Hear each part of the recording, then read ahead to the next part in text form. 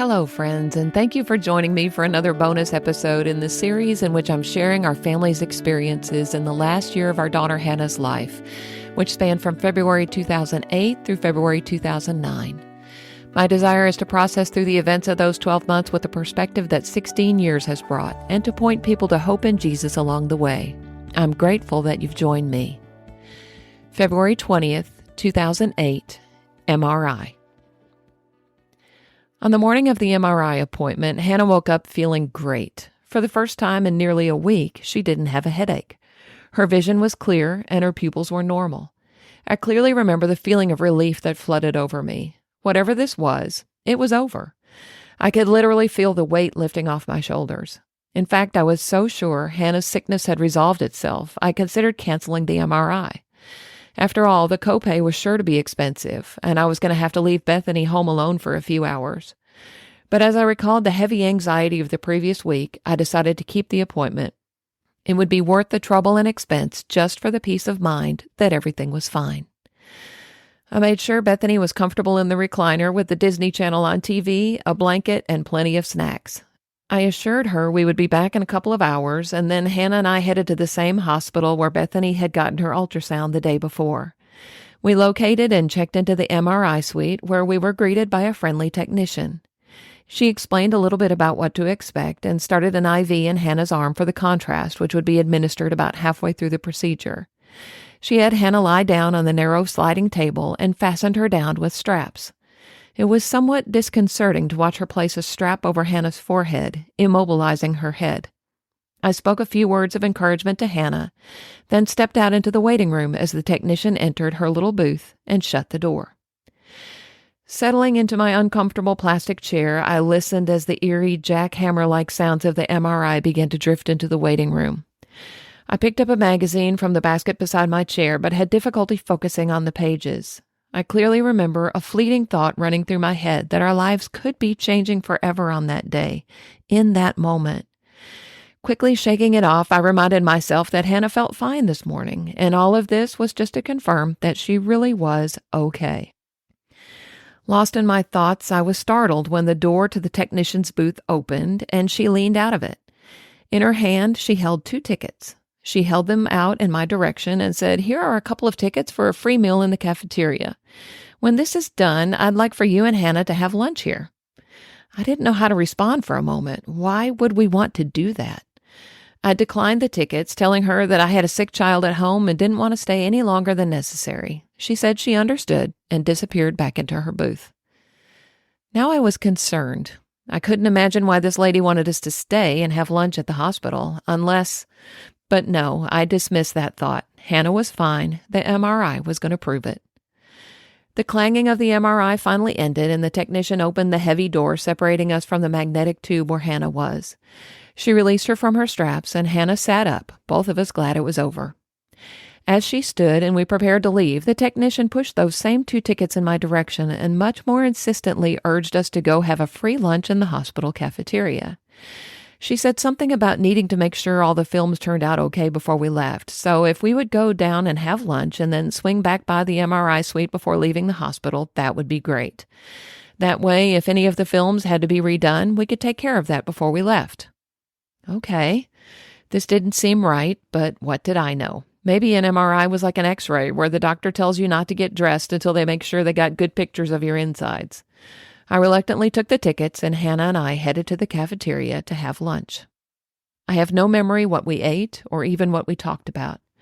Probably whatever she was missing at school that morning or what had happened on the last episode of American Idol. I do remember her asking me why that lady didn't want us to leave, and me assuring her that it was just routine. We finished our lunch and headed back to the MRI suite. When we walked in, I immediately noticed that 2 of the waiting room chairs had been pulled close together. The waiting area only had 3 chairs, and they had been spaced far apart when we arrived that morning. In fact, we had laughingly waved to each other from across the room as we sat down.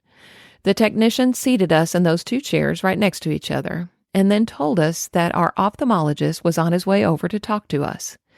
Then she disappeared into her booth. My heart dropped like a stone.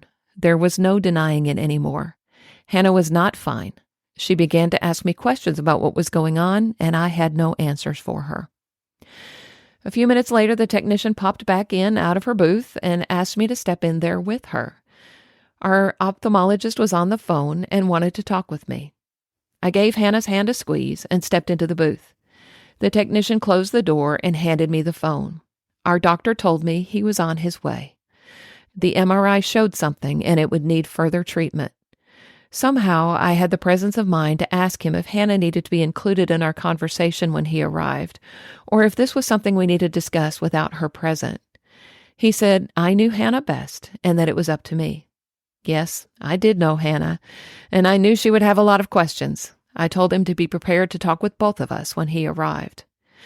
When I hung up the phone, I couldn't seem to get enough air.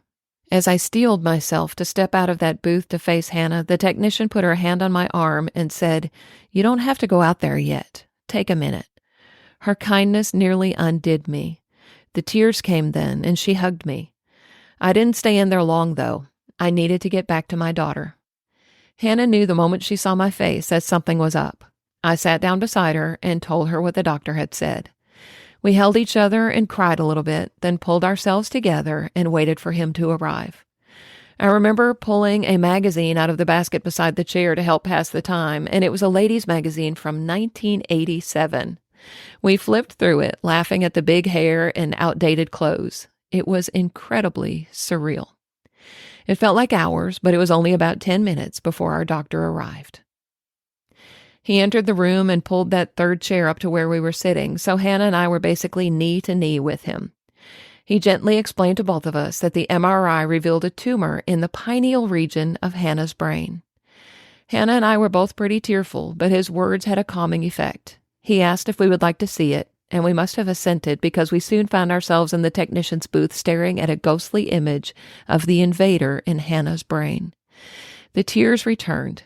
Even our friendly technician was crying by this point. We moved back out into the waiting room and sat back down in our 3 chairs. Our doctor explained that this tumor would require immediate intervention and we should plan to go to Children's Hospital that night. Or, since Hannah was not in any acute distress, we could go home and head to Children's in the morning. Either way, he would call ahead so they would be prepared to receive us when we got there. For me, there was no question. We would go home. Somehow I had to share this news with Brad and Bethany and give our family time to process it. As we sat in our little circle, our doctor and friend took our hands and prayed with us. He placed Hannah into God's hands and prayed for the wisdom of those who would be treating her. I don't remember anything else he prayed, but I do remember the feeling of peace that flowed over us in that moment. He gathered up all the MRI films into a big envelope and walked us out of the hospital through a back exit so we wouldn't have to walk through the public areas in our emotional state. We stood outside our car for a few minutes, and Hannah asked our doctor if we were going to have to shave her head. He replied that they might, and said, "But it is what it is." For some reason, those words were oddly comforting, a confirmation that this whole thing was out of our hands. Our doctor offered to drive us home, but I assured him I was capable of driving and would be just fine. I remember very little of what Hannah and I discussed on the 20-minute drive home. I do know that, as any typical teenager would be, she was concerned about how her friends would react. She said that she didn't want anyone to know, and I assured her we'd protect her privacy. As we got closer to home, I knew I needed to call Brad and let him know what was going on. He was at his job as a high school principal, and it was about time for the buses to run. I got him on the phone and told him I needed to come home. That was all I could get out before my throat closed off, and I hung up. He arrived at home just a few minutes before Hannah and I did and waited for us in the garage. He had no idea what was going on. In fact, he thought maybe this had something to do with Bethany. We were still awaiting her ultrasound report from the day before. He certainly wasn't expecting MRI results so soon. We pulled into the garage and stepped out of the car. Hannah spoke first. "Daddy, I've got a brain tumor."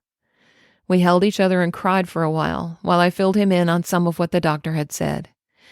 Then it was time to go into the house and break the news to Bethany, who had been home alone sick all day. More tears ensued. Once we pulled ourselves together a bit, we had a prayer time as a family, placing Hannah in God's hands, acknowledging that we had no idea what was ahead of us, but affirming our trust in Him. The peace that passes all understanding, Philippians 4:7, began to make itself known. The rest of the evening was a blur of phone calls and visitors. Brad made the hardest calls because I couldn't even talk, which were to our parents, informing them of what was going on. He also called our neighbor, a retired pastor who had become our girl's adopted grandpa. Brother Gerald came down the hill from his home and prayed with us, sharing a scripture with us, which became our theme verse throughout the next year. The Lord is good, a refuge in times of trouble. He cares for those who trust in him. Nahum 1:7. Hannah had told me that she didn't want anyone to know, and I don't know how it happened, but suddenly everybody knew. We lived in a small community, and word travels fast. This was a Wednesday evening, and somehow Hannah's name appeared on every local church's prayer list. About 10 o'clock that night, a group of her friends and their mothers appeared at our door with a basket full of gifts, including a soft purple blanket, which they had all signed. That blanket would go with her into surgery a few days later. Our phones rang incessantly, and one of those calls was the ultrasound report on Bethany. With the results of her blood work and the enlargement of her spleen and liver, her diagnosis was changed from pneumonia to mononucleosis. That certainly explained the fatigue and malaise she had been experiencing. Another call was from our ophthalmologist, saying he had made arrangements for us to check in through the ER at Children's Hospital the first thing the next morning.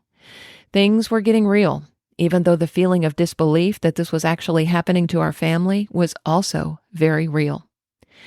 In the midst of the chaos of that evening, Hannah remained calm. I remember her saying at one point, "Now I'll have a story." I was in awe of the strength that God was clearly giving her. When she went to bed that night, she posted this on her Facebook page: "I will praise him in the storm. I am going to Children's Hospital in the morning." And I sent the first of what would become a year's worth of emails, this one just to our close family and friends. This is what it said. After several days of strange symptoms and doctor visits, we found out today that our 16-year-old daughter Hannah has a brain tumor. We are headed to Arkansas Children's Hospital first thing in the morning for a biopsy. God's hand has already been involved. The ophthalmologist that we were sent to yesterday is a great Christian guy who sang at our wedding 20 years ago, so he has been taking good care of us. We also found out today that our 12-year-old daughter Bethany has mono, not pneumonia, as she was originally diagnosed. So please keep all of us in your prayers. Both my parents and Brad's parents are coming to Little Rock tomorrow and are going to help us out with Bethany for as long as needed, so that need has been met too. We are looking forward to seeing God working through this situation.